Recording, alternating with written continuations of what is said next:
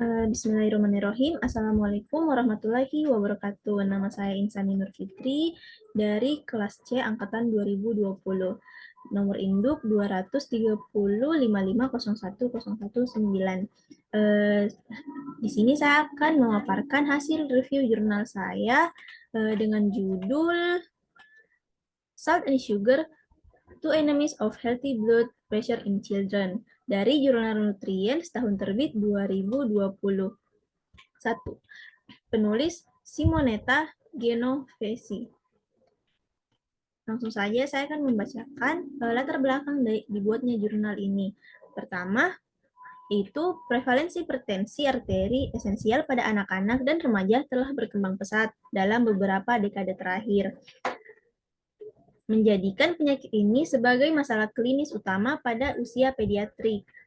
Patogenesis hipertensi arteri bersifat multifaktoral, dengan salah satu komponennya diwakili oleh kebiasaan makan yang salah. Secara khusus, asupan garam dan gula yang berlebihan dapat menyebabkan timbulnya hipertensi pada anak-anak, terutama pada subjek dengan berat badan berlebih. Bayi memiliki kecenderungan bawaan untuk merasakan manis, sedangkan untuk merasakan asin muncul setelah beberapa minggu setelah kelahiran. Modifikasi gaya diet baru-baru ini dan ketersediaan garam dan gula yang sangat luas saat ini telah menyebabkan peningkatan eksponensial dalam konsumsi kedua nutrisi ini. Asupan makanan garam dan gula pada anak-anak ternyata jauh lebih tinggi dari yang direkomendasikan oleh beberapa lembaga kesehatan. Selanjutnya tujuan penelitian jurnal ini. Tujuan dari penelitian jurnal ini adalah untuk mengeksploitasi mekanisme melalui mana asupan garam dan gula yang berlebihan dapat berkontribusi pada timbulnya hipertensi arteri pada anak-anak, dan untuk menunjukkan studi klinis yang menunjukkan hubungan antara kedua nutrisi ini dan hipertensi arteri di usia pediatrik. Kebiasaan makan yang benar sangat penting untuk pencegahan dan pengobatan non-drug atau tanpa obat hipertensi esensial pada anak-anak dan remaja. Metode penelitian yang digunakan pada jurnal ini yaitu adalah dengan cara mereview, membandingkan, dan merangkum jurnal, buku, dan informasi terkait dengan konsumsi garam pada anak.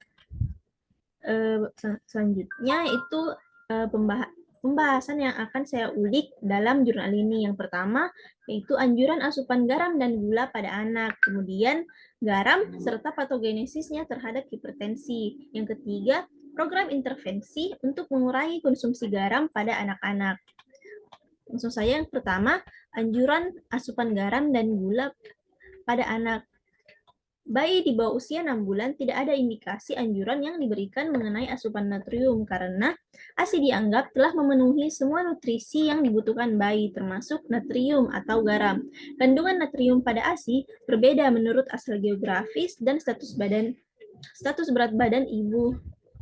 Kebiasaan makan ibu turut serta mempengaruhi jumlah natrium dalam ASI. Namun, rata-rata kandungan natrium dalam ASI rendah, yaitu 17/100 mili ASI. Sedangkan susu sapi memiliki kandungan natrium sekitar 3 kali lipat dari natrium yang dimiliki ASI. Maka dari itu, penggunaan susu sapi atau susu formula tidak dianjurkan pada bayi. Selanjutnya, batas atau anjuran konsumsi natrium menurut DRI atau Dietary Reference Intake of United States. Anjuran konsumsi natriumnya yaitu untuk anak usia 6-12 bulan 0,37 gram natrium. Untuk anak 1 hingga 3 tahun yaitu 0,80 gram natrium. Kemudian untuk anak usia 4 hingga 8 tahun yaitu 1 gram natrium. Untuk anak 9 hingga 13 tahun yaitu 1,2 gram natrium. Dan yang terakhir untuk anak usia 14 hingga 18 tahun membutuhkan 1,5 gram natrium.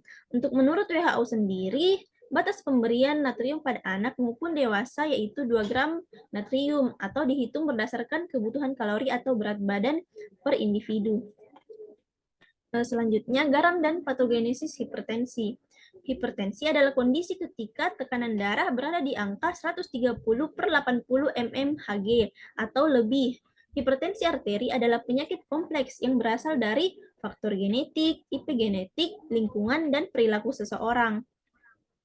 Beberapa penelitian telah menunjukkan korelasi antara asupan garam dan makanan, nilai tekanan darah, dengan morbiditas dan mortalitas akibat penyakit kardiovaskuler. Juga telah ditunjukkan bahwa terlepas dari berat badan, jenis kelamin, dan usia, asupan garam dianggap sebagai salah satu faktor risiko hipertensi. Materi selanjutnya yaitu program intervensi untuk mengurangi konsumsi garam dan gula. Program yang dilakukan oleh beberapa pemerintah dunia untuk mengurangi konsumsi garam dan gula telah diusulkan, terutama ditunjukkan pada populasi dengan risiko kardiovaskuler yang tinggi. Dalam program intervensi ini dilakukan khusus pada industri makanan atau cemilan untuk anak-anak, di mana industri didorong untuk memproduksi makanan dengan batas natrium atau garam sesuai dengan anjuran lembaga kesehatan, yang juga dapat bermanfaat tidak hanya pada pemilik resiko kardiovaskuler tinggi, namun juga untuk orang-orang yang masih sehat atau anak-anak yang masih sehat. Selanjutnya, kesimpulan dari jurnal ini yaitu penyakit kardiovaskuler biasanya terjadi pada masa dewasa, tetapi didasari dengan konsumsi dan kebiasaan hidup sejak masa kanak-kanak dan berhubungan dengan faktor risiko seperti hipertensi arteri, dan obesitas. Garam dan gula jika dikonsumsi berlebihan akan menjadi faktor risiko penyebab hipertensi dan obesitas. Mengingat pentingnya pencegahan dini baik di tingkat individu maupun di tingkat kesehatan masyarakat, maka wajib diterapkan strategi pembatasan konsumsi garam dan gula bebas, khususnya fruktosa pada anak-anak. Sekian pemaparan review jurnal dari saya. Lebih dan kurangnya mohon dimaafkan. Wabillahi taufiq wal hidayah. Wassalamualaikum warahmatullahi wabarakatuh.